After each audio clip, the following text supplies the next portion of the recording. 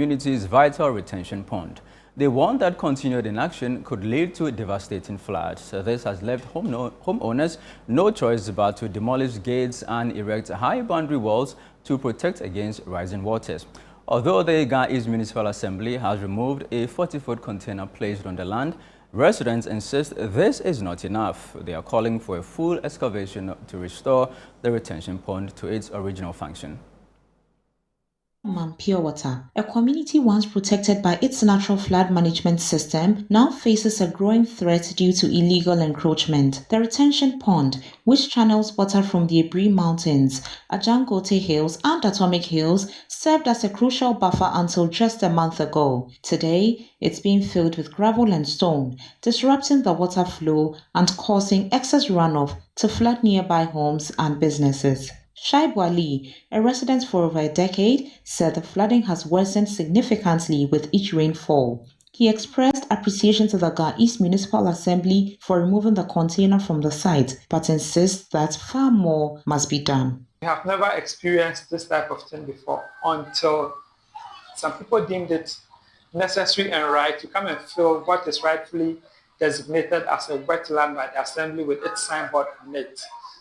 Suddenly, the water that's supposed to go into this wetland that will sieve out in bits and pieces out of the place now cannot get access to the wetland and so finds its way into our houses.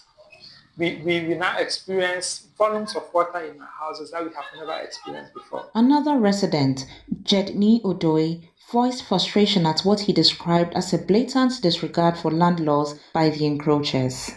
It's actually disturbing the entire community to the extent that where we're standing, you can see this wall behind me. It's not a wall. It used to be a gate which leads into this house. But because of the volume of water that rushes down after the filling has been done, people are forced to erect such high walls to prevent water from entering the house. The last rain we had here, that's about 2 Sundays ago, this house was filled almost to the window level. And people had to rush out and look for places for shelter. And we still see the impunity with which this work is going on. In response to the mountain community outcry, Ga East Municipal Chief Executive Edmond Abo said the Assembly acted swiftly upon receiving reports. We went there, we cautioned them, and even gave them a warning letter to desist from the activity. They did not adhere, so we had to fall on the police. Had a meeting with them together with the police and issued a final warning, which again they did not. Only for a couple of days we hear they have even increased the volume of nitrite that they are using for the filling. However, residents like Shaib Wali say the removal of the container is just a first step. It is not just about removing the container, but the wetland must be excavated. The debris from the excavation can be used to fill the road, and if anything at all, the people who they should be searched out with the cost of the excavation, because we cannot sacrifice our lives for other people. We don't know the reason why they are filling it, whether they are going to construct properties or whatever they are going to do. But insofar as we are suffering as a result of that, we think that the right thing must be done. MCE Abo assured residents of ongoing investigations into the matter. He pledged the Assembly's full commitment to restoring and protecting the area for the safety of the entire community. We will move our equipment there to offload all the filling, and we use it to shape the area that has already been flooded and in bad shape. After that, we'll mount our no-zone area, no-go area billboard there and police that area for a very long time together with the police. Residents in Ashongman Pure Water are calling on the Ga East Municipal Assembly to come to their aid. The residents want the Assembly to excavate the fillings on the wetland and prevent further encroachment. Reporting from Ashongman for Channel One News, I am Josephine Ado. Let's now head up north because the Northeast Regional Coordinating Council, in collaboration with UNFPA and the United Nations Development Programme, UNDP, has launched the Peace Building Fund. This initiative aims to strengthen the capacity of service providers in the Bumpurugu, Yonyo and Chiripone districts of the Northeast region. The objective is to promote social cohesion and reinforce the social contract by empowering women and youth within these communities. More details are provided in the following report by Mohammed Aminu Alabira. The Northeast region remains one of the least developed areas in the country, largely due to persistent local conflicts that have plagued the region over the years. These conflicts have significantly undermined the quality of public service delivery.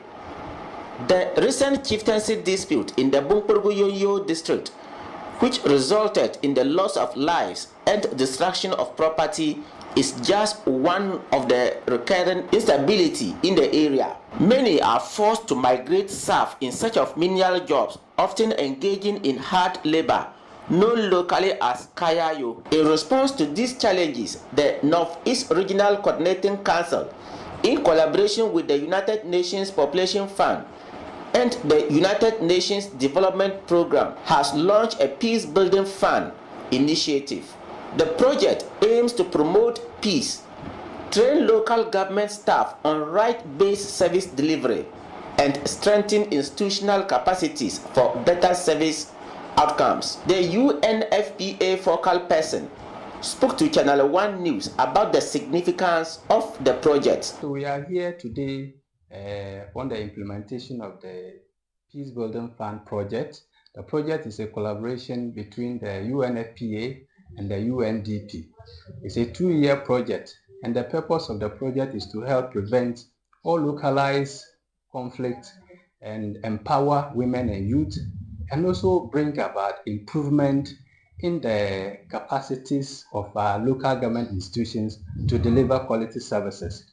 And so the project started last year, and this is the 2nd year of the project. Participants also shared their experiences with ChannelOne, expressing their commitment to improving service delivery based on what they have learned. Yeah, the training that we have acquired today is something that is going to support each one of us who have come here, whether you are coming from the traditional authority or which of the departments. Today we have learned how to direct issues in our departments to wherever it will reach. But some of us didn't know that when there's a case in your department, it must go from this to that level. But today we have learned that maybe I am a traditional ruler. I know that when an assault case comes to me, first of all, the one in charge of the family will have to come and give me a report. Maybe the report must go to assemblyman before it comes to me. When it comes to me and we see that there's the need for us to pass it to the police station, we let it go to the police station for us to have peace